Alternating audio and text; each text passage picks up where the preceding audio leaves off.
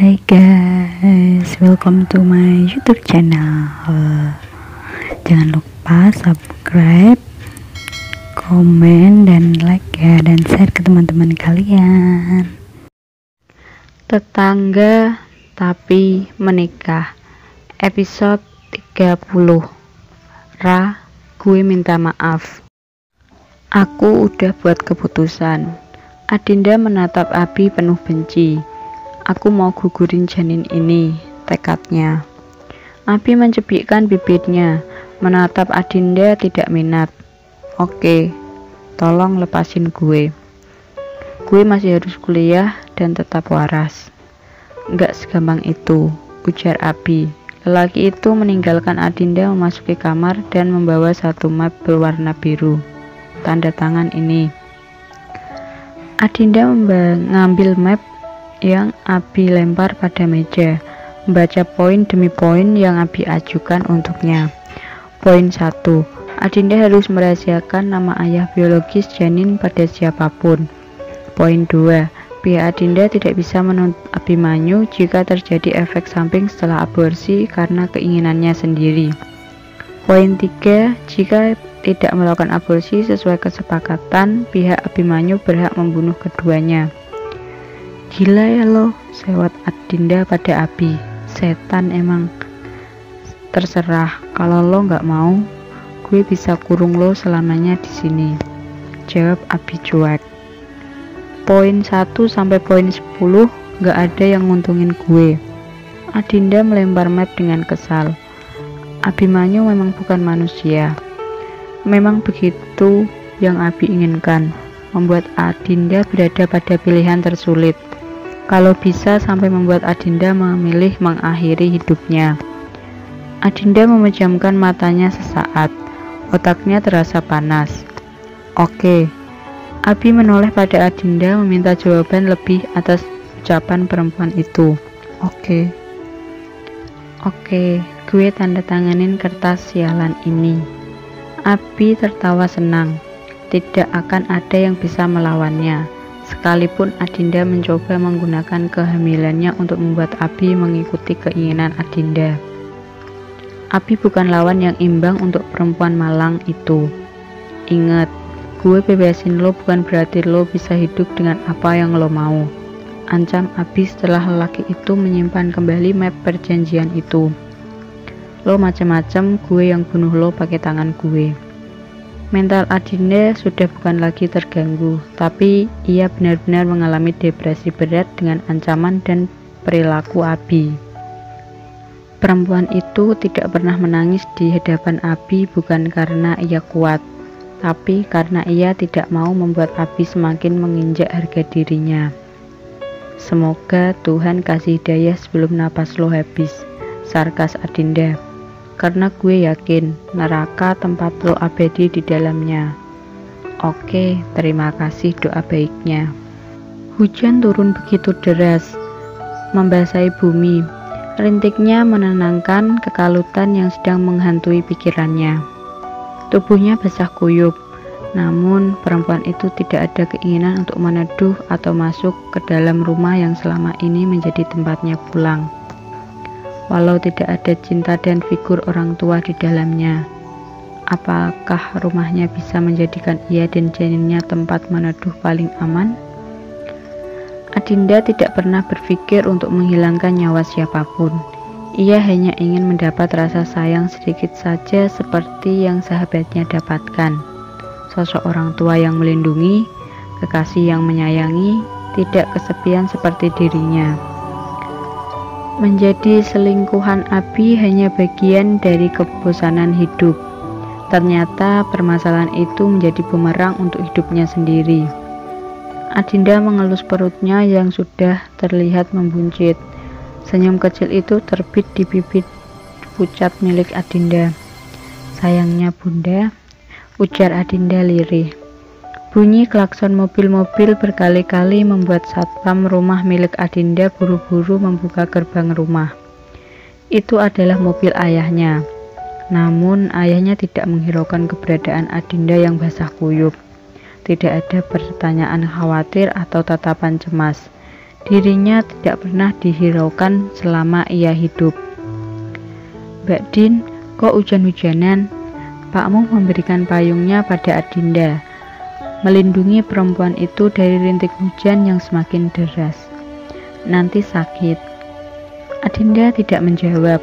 Perempuan itu melangkah meninggalkan Pakmu yang mencoba memayungi Adinda. Perempuan itu memang tidak ramah pada siapapun. Semenjak kehilangan bunda, Adinda tumbuh menjadi gadis tertutup dan dingin. Ayah sedang membuat teh di dapur, menoleh sekilas pada Adinda. "Ingat rumah." "Aku mau ngomong sama ayah," ujar Adinda mendekati lelaki yang selalu ia panggil ayah. "Aku hamil." Pria dewasa dengan jas kebanggaannya itu menghentikan aktivitasnya. Tangannya mengepal dengan erat. "Aku hamil," ulang Adinda, menunggu reaksinya. "Aku..."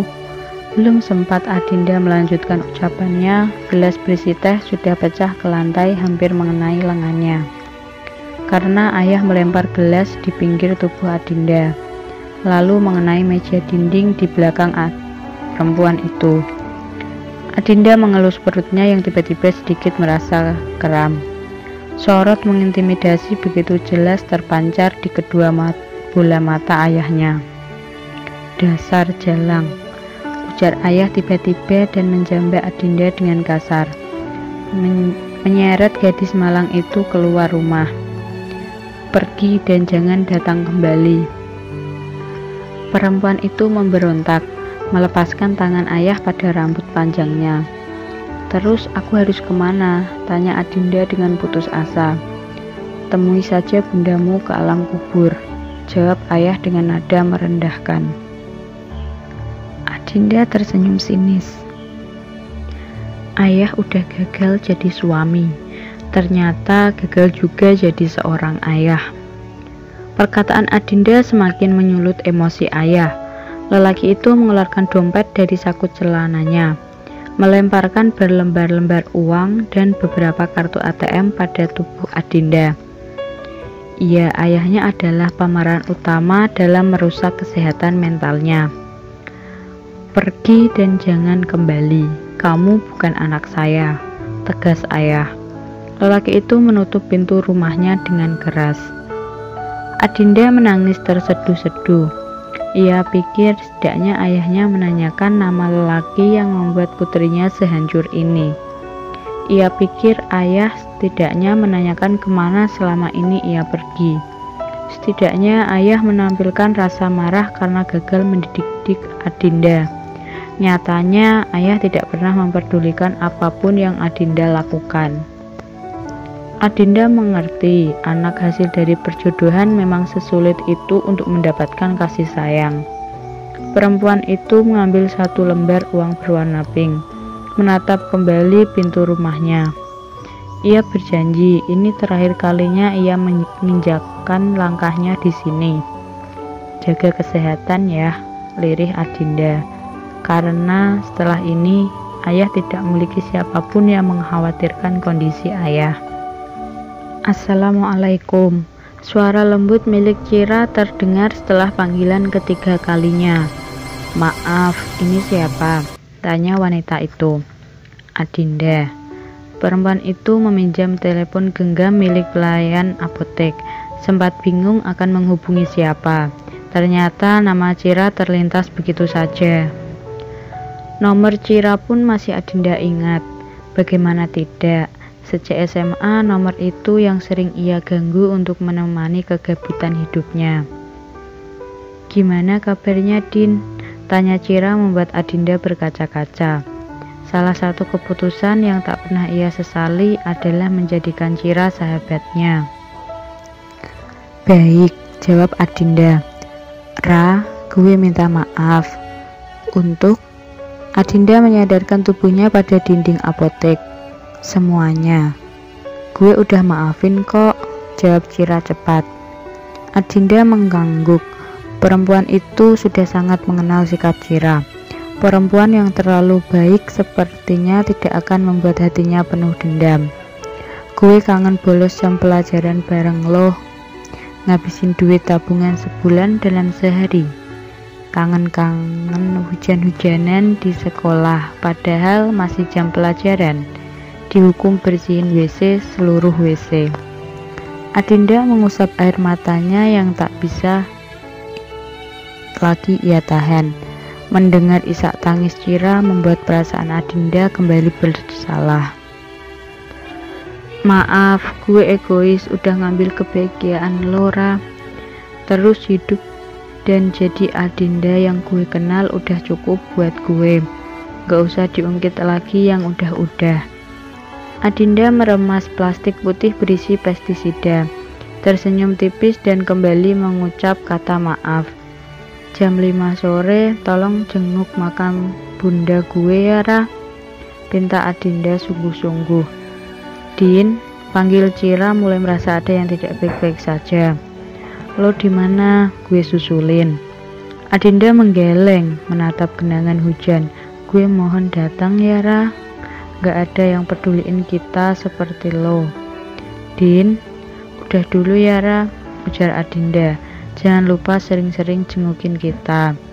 Gue masih pengen denger kehidupan bahagia lo. Bahagia terus ya.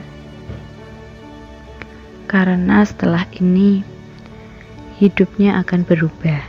Ayahnya tidak akan lagi menghindar bunda dan dirinya. Abi tidak akan lagi mengganggu janinnya. Dan Cira akan hidup dengan kedamaian penuh bahagia. Maaf bunda, aku memilih untuk tidak bertahan. Sekian dulu ya ceritanya. Nanti kita lanjut di video selanjutnya. Thank you for watching. Bye bye.